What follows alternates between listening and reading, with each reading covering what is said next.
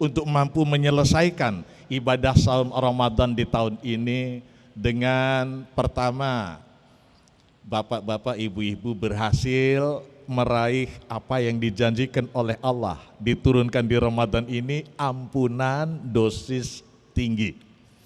Kemudian pahala yang besar, dan masih disertai satu harapan lagi. Semoga Ramadan tahun depan kita pun masih diberi kesempatan oleh Allah melaksanakan ibadah yang sama. Bapak Ibu yang saya hormati, 17 Ramadan nuzulul Quran, turunnya Al-Quran. Tanggal berapa Al-Quran turun? Surah Al-Qadar ayat 1. Bismillahirrahmanirrahim. Inna anzalnahu fi lailatul qadar. Inna sesungguhnya anzalna, kami turunkan hu-nya Quran. Jadi sesungguhnya Allah menurunkan Al-Quran fi lailatul qadar, pada malam qadar. Malam qadar tanggal berapa? Kata Nabi, malam qadar keberadaannya di 5 malam ganjil di 10 hari yang akhir dari bulan Ramadan. Jadi begini Bapak Ibu yang saya hormati, Syahrul Ramadan allazi unzila fihil Quran. Di bulan Ramadan itu Allah menurunkan Al-Quran. Al-Quran itu perkataan Allah, firman Allah. Dari Allah mula-mula turun ke mana Pak? Ke Lauhil Mahfuz.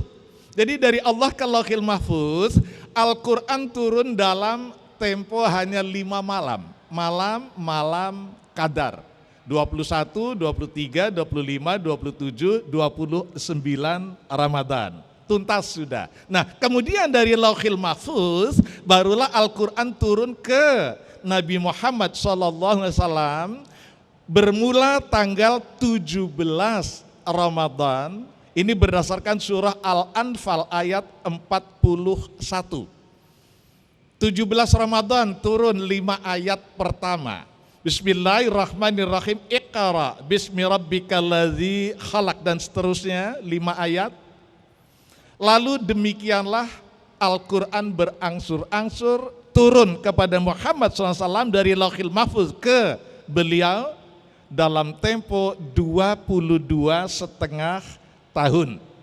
Ayat yang terakhir turun itu turun pada tanggal 9 Zulhijjah tahun ke-10 Hijriah, yaitu penggalan surah 5 ayat 3, Al-yauma akmaltu lakum dinakum wa atmamtu alaikum ni'mati wa raditu lakumul islami dina.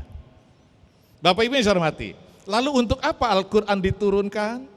Untuk apa?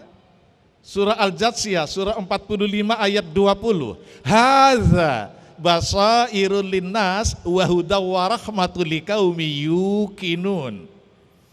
Ini Al-Quran ini Allah turunkan agar dijadikan way of life, basair, pedoman hidup, linnas bagi manusia. Jadi manusia mana saja kepingin hidupnya bermakna, berproses, berdampak baik, hiduplah dengan merujuk ke Al-Quran. Wahudan warahmatul liqaumi yuqinun, dan sebagai buku petunjuk. Buku petunjuk agar manusia tidak meraba-raba dalam kegelapan. Untuk apa dirinya diciptakan oleh Allah, apa sesungguhnya tugas hidupnya, apa tujuan hidupnya, apa bekal hidupnya, apa tuntunan hidupnya, dan apa tujuan terakhir yang hendak diraih. Untuk itu Al-Quran diturunkan. Bapak Ibu yang saya hormati, kemudian ditakdirkan oleh Allah bahwa manusia pada akhirnya terpecah menjadi 3 golongan tentang sikap mereka menerima atau menolak Al-Quran. Surah 35 ayat 32 sebagai berikut. Tsumma arasnal kitabal ladzina astafaina min ibadina faminhum zalimun linafsihi Wa minhum muqtasid wa minhum sabiqun bil khairati biiznillah. Zalika fadlul kabir. Bapak Ibu yang saya hormati, terjemahan ayat ini kemudian Allah mewariskan Al-Quran ini kepada hamba-hambanya yang telah Allah pilih. Pertama, golongan yang zalimul linafsi, menolak mentah-mentah Al-Quran untuk dijadikan sebagai pedoman hidupnya.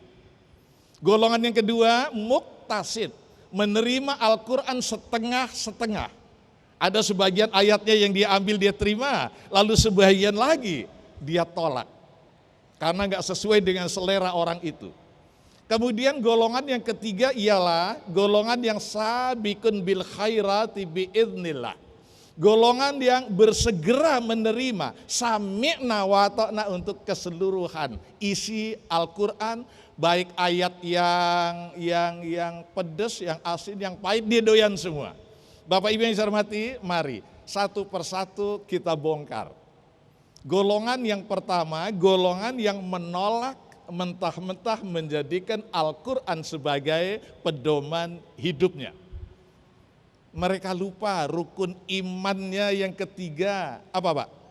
Beriman kepada kitabullah, kepada Al-Quran. Apa makna beriman kepada Al-Quran?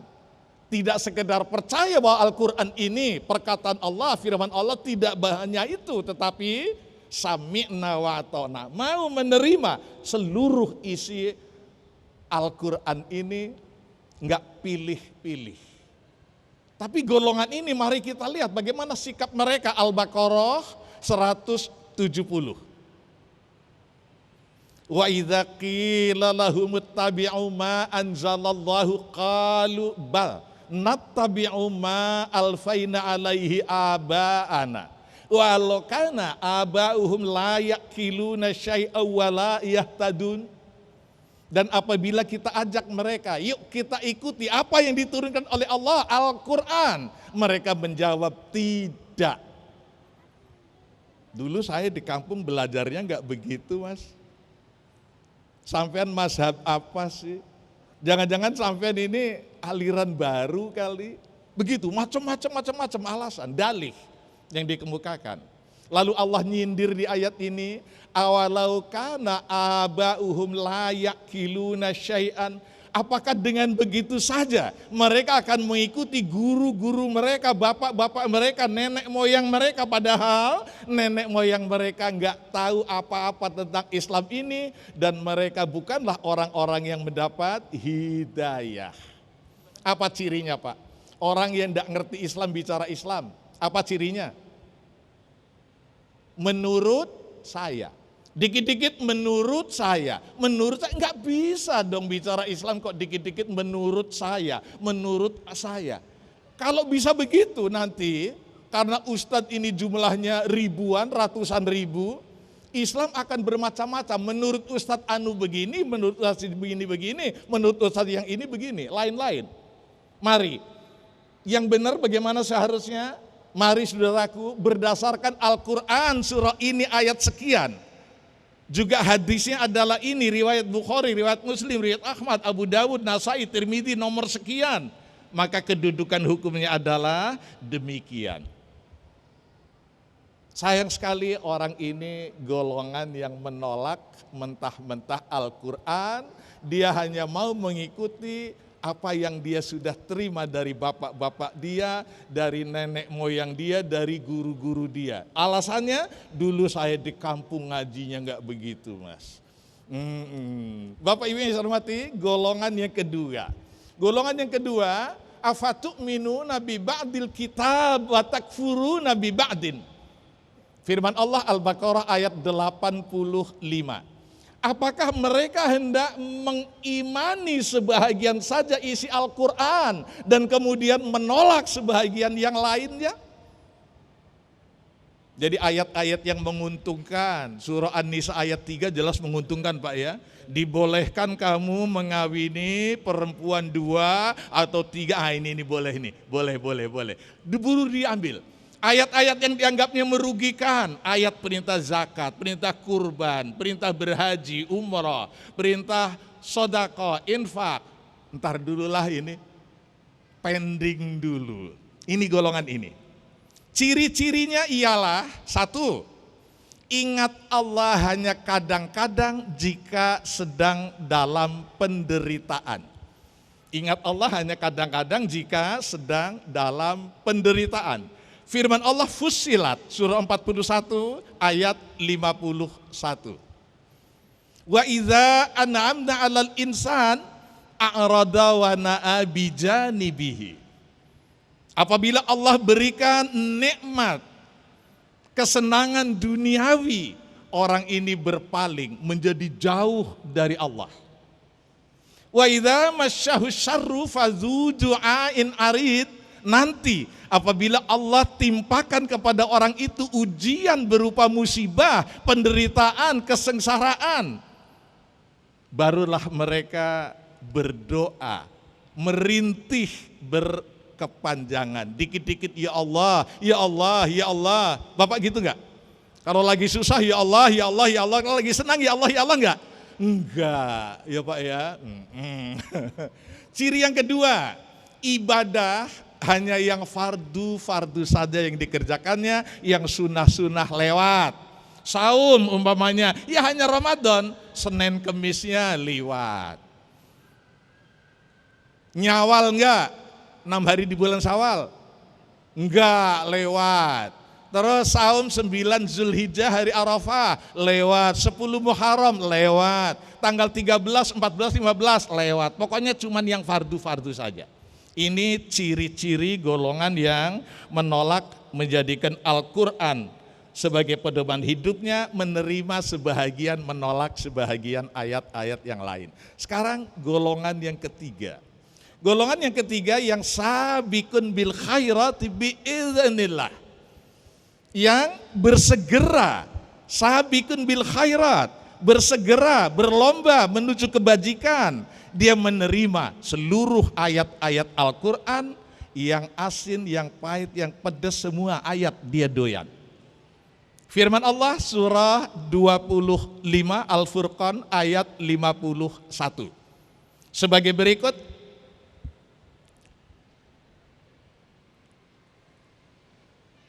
wa idza qila lahum, apabila dikatakan kepada mereka, yuk kita berhukum dengan Al-Quran dan hadis.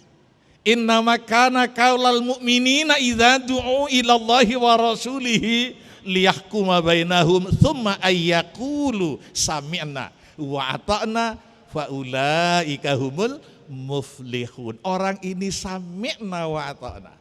Saya dengar, kemudian saya taati itu, karena itu adalah firman Allah yang seharusnya setiap insan muslim mau menerima dengan keikhlasan hati, ketulusan imannya.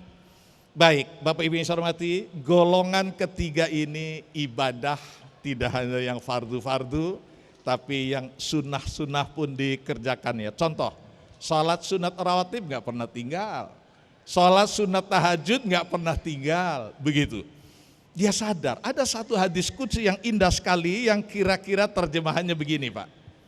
Malaikat suatu hari diperintah oleh Allah ngecek sholatnya si A. Gimana sholatnya si A? Lalu malaikat lapor, ya Allah bagus, hampir nggak ada bolong-bolong sama sekali. Cuma si A ini ya Allah sering mengalami kesulitan ketika dia hendak mencapai khusyuk. Lalu Allah bilang, kalau begitu coba kamu cek sholat sunat rawatibnya, dikerjakan nggak? Ada ya Allah. Nah, sholat sunat rawatib itu kata Allah kepada malaikat yang meriksa tadi, bisa untuk nambal yang kurang-kurang khusyuk, ya Pak ya. Nah itu bisa buat nambal. Jadi jangan sekali-kali kita ngentengin perkara-perkara sunnah. Apa sunnah Pak? Sunnah ialah perkara yang dikerjakan berpahala, nggak dikerjakan? Iya salah kok, nggak apa-apa. Jawaban nggak apa-apa hanya betul ketika dulu bapak-bapak masih SMP. Sekarang udah gede-gede, coba diluruskan. Diluruskan Pak ya, menjadi sunnah adalah perkara yang dikerjakan berpahala, enggak dikerjakan Bapak rugi besar. Rugi besar, kenapa?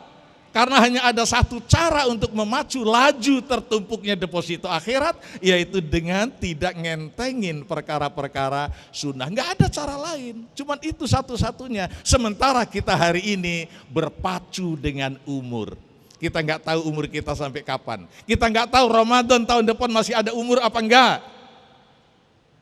Karena itu berupayalah Bapak Ibu-ibu agar kualitas saum Ramadan Bapak-bapak Ibu-ibu di tahun ini mampu lebih baik dibanding Ramadan tahun-tahun silam. Bapak Ibu yang saya hormati, untuk apa Al-Quran diturunkan? Tadi satu, sebagai basair, pedoman hidup. Masih ada 19 lagi. Iya, masih ada 19 lagi. Satu saja lagi, masih ada waktu dikit ya Pak ya. Dikit lagi, 7 menit lagi. Satu lagi yaitu sebagai sumber rujukan. Surah An-Nisa ayat 59. Ya ayyuhallazina amanu ati'ullaha wa ati'ur rasul wa ulil amri minkum. Fa in tanaza'tum fi syai'in farudduhu ilallahi wa rasulihi in kuntum tu'minuna billahi wal yawmil akhir. Dzalika khairun wa ahsanu ta'wila. Orang-orang yang beriman, taatilah Allah. Apa taat Pak? Taat apa? Taat artinya enggak bantah. Kalau sudah ayatnya begitu terima, percuma bantah lah.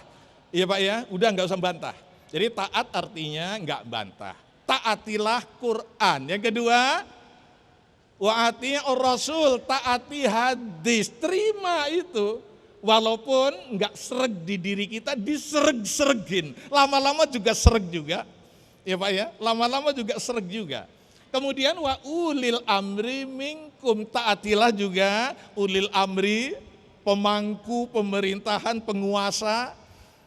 Fa in tanaza'tum fi syai'in farudduhu ilallahi wa rasulih. Apabila terjadi beda pendapat, contoh, yang saum mulai hari Jumat dengan yang saum mulai hari Sabtu, nggak usah saling berantem lah, kita saling menghormati keyakinan masing-masing. Begini kata Nabi, juga kata Allah dalam Al-Quran, firman Allah Al-Quran, Al-Baqarah 185, faman syahida minkum syahra fal yasum. Apabila kamu syahida sudah menyaksikan bulan, fal yasum, maka bersaumlah. Terus kata Nabi di hadis, apabila kamu sudah lihat bulan, maka bersaumlah. Nah, hari Jumat kemarin udah kelihatan bulan belum? Belum. Karena itu kata Nabi, kalau belum kelihatan, maka kata Nabi genapkan bilangan bulan Sya'ban 30 hari. Jadi gini Pak, Bapak Ibu yang saya hormati, 1 tahun Komariah itu sama dengan 354 hari. 1 tahun Komariah sama dengan 354 hari. Berbeda dengan tahun Masehi, 365 seperempat hari setahun. Nah sekarang, kalau 254 hari itu kita bagi dengan 12 bulan. Sama dengan 1 bulan ialah 29,5 hari. Tapi kata Nabi gak usah repot-repot bikin tanggalan 29,5. Begini aja lah. Muharram 30 hari. Safar 29, selang-seling. Rabiul Awal 30 hari, Rabiul Akhir 29, Jumadil Awal 30, Jumadil Akhir 29, Rajab 30, Sa'ban 29, Ramadan 30. Jadi aslinya Ramadan itu 30, Sya'ban 29. Namun dalam hal kita mengobservasi bulan hilal tidak nampak karena cuaca buruk, kabut tebal, mendung, maka kata Nabi genapkan bilangan Sya'ban menjadi 30. Kayak kemarin ini, genapkan bilangan bulan Sya'ban 30 hari, bukan Ramadannya. Ramadan memang aslinya sudah 30. Jadi Sya'bannya genapkan 30 hari. Kalau Sya'ban sudah 30 hari berarti Ramadannya 29 hari. Bapak Ibu yang saya hormati, ada orang tua di tempat tinggal saya di Kampung Walang situ, usianya sudah di atas 100 tahun. Suatu hari saya beridul fitri, silaturahmi lah ke rumah dia dengan istri. Masya Allah, di pagarnya itu Pak, yang gemboknya biasanya 1, sekarang 2. Lalu ditulis di atas karton, maaf saya belum beridul fitri hari ini. Dia ngotot, kalau ndak 30 hari ndak afdol. Ramadan kalau enggak 30 hari kita saum tidak afdol kata dia. Ya sudah, berarti orang ini enggak mau nerima Quran dan hadis. Ya sudahlah, iya apa boleh buat, saya dengan istri kecewa pulang lagi. Demikian saya simpulkan kuliah kita ada 3 golongan manusia tentang sikap mereka menerima atau menolak Al-Quran, yaitu berdasarkan ketetapan Allah dalam surah 35 ayat 32. Golongan pertama zalimul linafsi, menolak mentah-mentah Al-Quran. Golongan yang kedua muktasid, menerima sebagian-sebagian, menolak sebagian yang lain. Golongan yang ketiga yang sabiqun bil khairati biiznillah. Semoga Bapak Ibu-ibu mendapatkan tambahan hidayah dari Allah, mau menerima Al-Quran dengan tulus, dengan ikhlas, dengan utuh. Kemudian Bapak Ibu mampu menyelesaikan ibadah saum Ramadan di tahun ini dengan kualitas lebih baik dari Ramadan tahun-tahun silam. Allahumma ighfir lil muslimina wal muslimat wal mu'minina wal mu'minat al-ahya'i minhum wal awat innaka samiun qaribun mujibud da'wat. Amin. Rabbana la tuzigh qulubana ba'da idh hadaitana wa hab lana min ladunka rahmatan innaka antal wahhab. Rabbana dzalamna anfusana wa illam taghfir lana wa tarhamna lanakunanna minal khasirin. Rabbana ighfir lana wa li ikhwanina alladzina sabaquna bil iman wa la taj'al fi qulubina ghillan lil ladzina amanu rabbana innaka ra'ufur rahim. Rabbana atina fid dunya hasanah wa fil akhirati hasanah wa qina adzabannar. Wa sallallahu ala khairi khalqihi sayyidina rasulin nabi ummi wa ala alihi wa sahbihi ajmain. Subhana rabbika rabbil izzati amma yasifun wa salamun alal mursalin walhamdulillahi rabbil alamin. Wa hum minkum. Assalamualaikum warahmatullahi wabarakatuh. Waalaikumsalam warahmatullahi wabarakatuh.